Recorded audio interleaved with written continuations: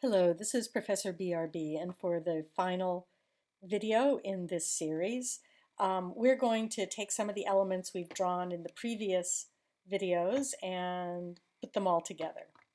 So what I suggest you do is open up, first make sure you're in your Essentials Classic workspace, and open up your Layers panel right down here, and turn off, by hitting this little eyeball, the template layer, which is where all your instructions were. And if you turn that layer off, you should just be left with what you've done.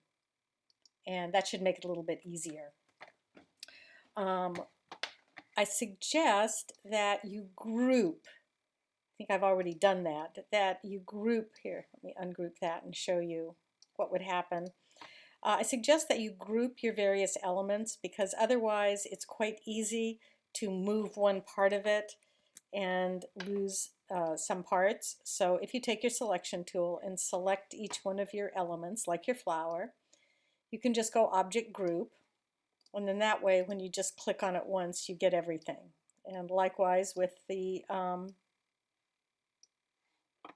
balloon, and I think this should already be, these don't need to be grouped, but I would probably group the flower pot. And they should all be on your My Work layer. So let's start pulling things over onto our final artboard. And we'll talk a little bit about what we can do.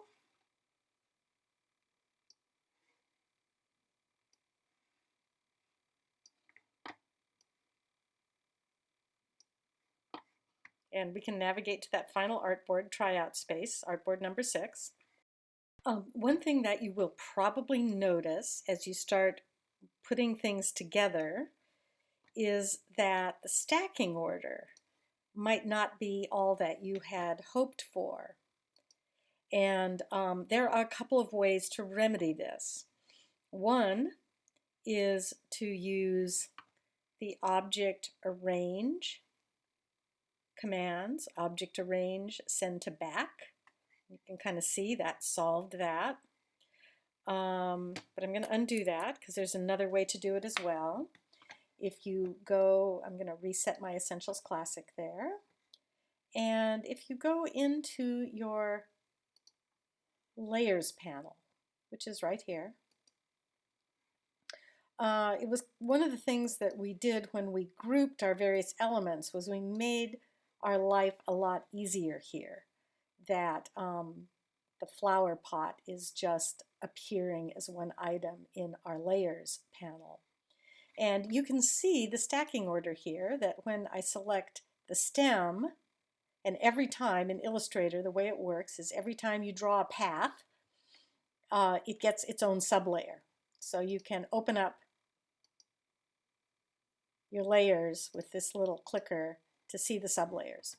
And when I click this, I can see that that path is above my flower pot. So if I want, I can just take my flower pot and move it to the top of the stack, and then automatically my leaves and my stems are going to all be behind it. I'm going to make a little lighter green there. And you can move these around. You can move them around in your Layers panel, or, as I said, you can use Object Arrange. One thing to notice, when you're using Object Arrange, it only works within layers. So it does not move things from layer to layer. But since we're only working with one layer here, that's not really going to be an issue for us. So you can see here my stem is on top of my flower. You can see that right here. The stem is here, the flower is here. So if I do it through the menu, Object Arrange, Bring to Front with the flower selected, do you see how it popped the flower up to the top of the layer stack? So that's kind of how that works. And we're just going to use a couple of the tools and the techniques that we used in previous lessons. So if we want to make a copy of this flower, just hold down your Option or your Alt key and move it, and make sure you release your mouse button first. And that makes a copy. If you want to change just individual elements, since it's grouped, if you want to select the whole thing for moving, you use your selection tool. I'll make another copy here. If you want to select individual elements, you can go to your direct selection tool or your group selection tool and select individual elements, and you can modify them.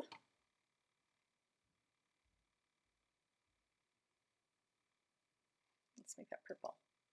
Oh, wait, hold on. I always make that mistake. I have my stroke on top. So you can arrange individual elements, and you might remember I kind of had some subgrouping going on in there. And remember that we learned with our bounding box that we can scale things. Now, if you have any strokes, this can actually get a little, if you notice a problem that your strokes are not scaling correctly, then it may be wiser to use the scale tool, and I'll show you why. I don't think I have any strokes on this, but I might. Go to my scale tool, hold down my Option or my Alt key and click, and you need to make sure that scale corners and scale strokes and effects are both checked. And you can scale mathematically this way. You might remember we used our scale tool before. You can also make copies.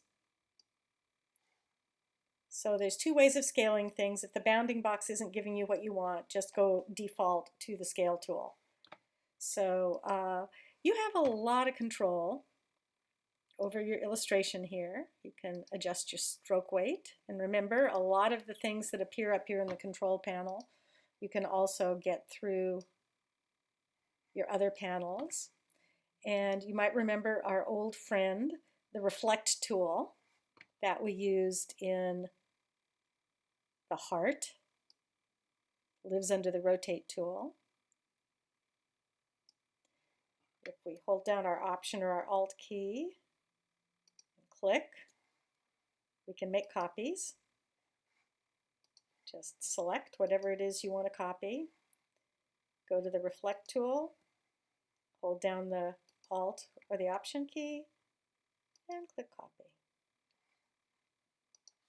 So I think at this point you can pretty much do this on your own and just have a little bit of fun. Yours doesn't have to look like mine. I'm holding down my Option key here.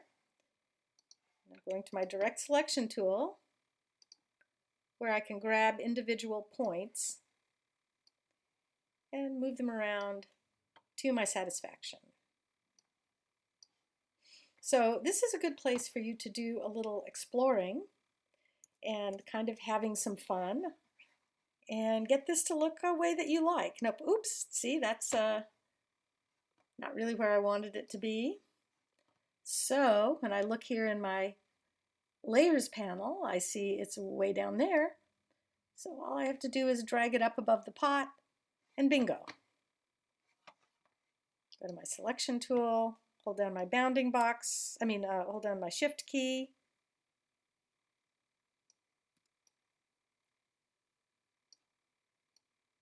Can use my Align panel here. So you can customize this absolutely any way you want. And at this point, you've learned a lot if you stuck with me for the whole playlist. And it's time for you to have a little fun and to play a little bit with what you have learned, because we've kind of drawn hearts and flowers, but of course you can draw skulls and robots or absolutely anything that you want to draw. So I suggest at this point that you think a little bit about things that you might like to draw and try to adapt what we have learned to do one of your own ideas. So thank you very much for sticking with me with this entire playlist. And I wish you good luck in your Adobe illustrating.